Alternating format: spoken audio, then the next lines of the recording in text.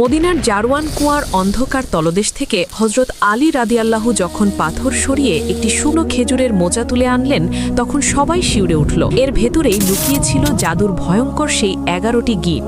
নবীজি বেশ কিছুদিন ধরে প্রচণ্ড অসুস্থ। জিব্রাইল আলাইহিসসালাম এসে জানালেন, ইয়া রাসূলাল্লাহ, লাবিদ নামের এক ইহুদি আপনার চুল ও চিরুনি সংগ্রহ করে কালো জাদু করেছে, আর সেই জাদুর জিনিসগুলো একটি শুকনো মোচার খোসায় ভরে কুয়ার পাথরের নিচে চাপা দিয়ে রেখেছে। দৃশ্যটি ভাবুন। আলী রাদিয়াল্লাহু সেই জাদুর উপকরণ নবীজির সামনে নিয়ে এলেন। মোচার ভেতরে ছিল একটি সুতা বা তন্তুতে 11টি শক্ত গিট। জিব্রাইল আলাইহিসসালামের নির্দেশে নবীজির সূরা ফালাক ও নাস পড়া শুরু করলেন। তিনি একটি করে আয়াত পড়ছেন, আর জাদুর সুতার একটি করে গিট আপনা আপনি খুলে যাচ্ছে। 11টি আয়াত পড়ার পর 11টি গিটই খুলে গেল। গিটগুলো খোলার সাথে সাথেই নবীজি এমনভাবে সুস্থ হয়ে উঠলেন, হাদিসের ভাষায় যেন এতক্ষণ তাকে শক্ত রশি দিয়ে বেঁধে রাখা হয়েছিল, আর এখন তিনি মুক্ত। কোরআনের এই দুই সূরার সামনে পৃথিবীর কোনো জাদু টিকে পারেনি।